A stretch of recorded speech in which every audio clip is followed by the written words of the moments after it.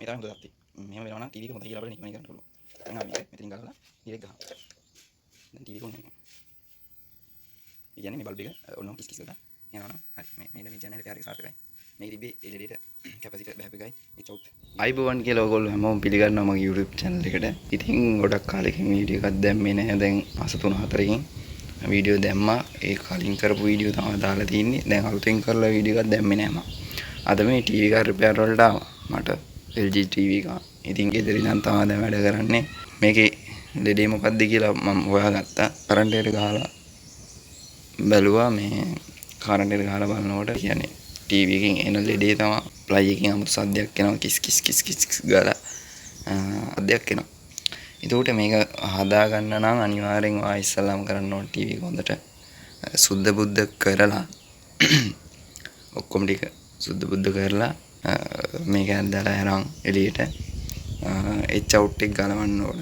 H out එක ගලවලා මල්ටිමීටරෙන් මම ඔයාලට කියලා දීලා තියෙනවා කලින් ඒ විදිහට මල්ටිමීටරෙන් චෙක් කරගන්න ඕනේ එච් අවුට් එක වැඩද නැද්ද කියලා ඒ විදිහට. හරිද? ඊට පස්සේ එච් අවුට් එක වැඩ නම් හරි මේ ප්ලයි එකෙන් කිස් කිස් කිස් කිස් කිස් ගාලා නිකන් ටිස් ටිස් ටිස් ගාලා සද්දයක් එන ලෙඩි හදාගන්න ප්ලේසි.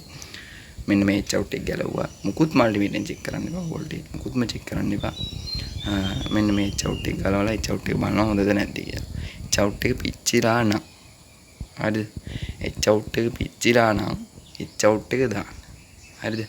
එච් අවුට් එක දාලා ඔයා දෙන්න ඕන කරන්ට් එක මෙන්න මේ සීරියස් කරන බල්බ් එකක් කරා. හරි? මෙන්න මේ සීරියස් කරපු බල්බ් එකක් කරා එච් අවුට් එක පිච්චිලා නම් එච් අවුට් එක දාලා දෙන්න ඕන. ඒ දුන්නම හොඳට ටීවී එක ඔන් වෙනවා නම් අවුලක් නැහැ, ප්‍රශ්නයක් නැහැ.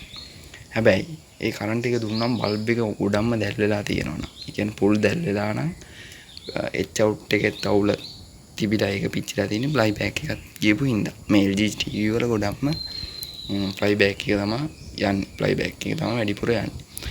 ඒකට එච් අවුට් එකයි දෙකම යන අවස්ථාවක් තියෙනවා. ඒකට ඔයා අර විදිහට සීරියස් කරපු බල්බ් එකක් කරා කරන්ට් එක දුන්නාම අරක පත්තු වෙලා තියෙනවනේ අනිවාර්යෙන් ප්ලයි බෑක් එකත් චෙක් කරන්න. ඊට අමතරව මෙන්න මෙතන තියෙනවා මෙන්න මේ ඩයෝඩ් එක. මෙන්න මේ ඩයෝඩ් එක 110 ලයින් එකට යන. මේ ඩයෝඩ් එකත් ඔයා චෙක් කරන්න ඕනේ. එහෙම වුණොත් එච් අවුට් එකත් හොඳ පිච්චිලා තිබිලා ඒක දාලා ඒත් යනවා නම් අනිවාර්යයෙන් ඔයා මේ ඩයෝඩ් එක චෙක් කරන්න ඕනේ. මෙන්න මෙතන 110 ලයින් හදන ඩයෝඩ් එක. ඊට පස්සේ ආමතර ඩයෝඩ් ටික චෙක් කරන්න පිච්චිලාද කියලා. ඉතින් මේ කැප් එක මෙන්න මේ කැප් එක මාරු කරන්න මේකත් දැන් හයි ගිහිලා තියෙන්නේ.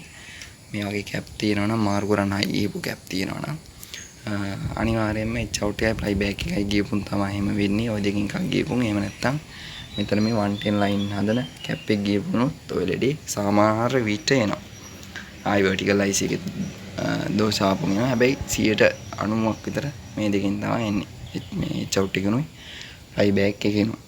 ඒකට එච් අවුට් එක විදිහට ගලවලා එච් අවුට් එක හොඳයි නම් හරි එච් අවුට් එක හොඳයි නම් චෙක් කරලා බලනකොට අනිවාර්යෙන් ප්ලයි බෑක් එකේ තමයි ගැටලුව තියෙන්නේ. ප්ලයි බෑක් එක මාරු කරන්න ඕන ප්ලයි බෑක් එක මාරු කරලා යුතුයි. ප්ලයි බෑක් එක ගලවලා අයින් කරගෙන මාරු කරගන්න. ඒකට මේ ලෙඩේ 100% හරියනවා. එහෙනම් මට ඔක් කියලා දෙන්න ඕනලා තිබ්බේ. වටිනවා නම් වීඩියෝ එක ලයික් එකක් දාලා channel එක subscribe කරලා තියාගන්න. ඉස්සරහට වීඩියෝ ටිකක් දානවා. තව මාස 5කින් වගේ එක දිගටම වීඩියෝ දාන්න බලාපොරොත්තු වෙනවා. ඉතින් එහෙනම් මම හිතනවා වැඩේ තේරෙන්නේ නැති කියලා කරගන්න ඕන විදිය. එහෙනම් මම අදට වීඩියෝ එක අවසන් කරනවා. හැමෝටම ජය වේවා.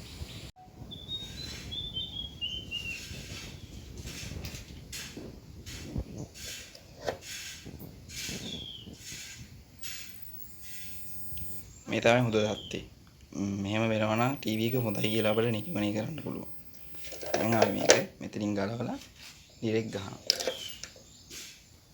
දැන් ටීවී එක ඔන් වෙනවා. ඒ කියන්නේ මේ බල්බ් එක ඔන්නම කිස් කිස් ගාලා යනවා නම් හරි. මේ ඩැමේජ් එක නැහැ රිපෙයාර් එක සාර්ථකයි.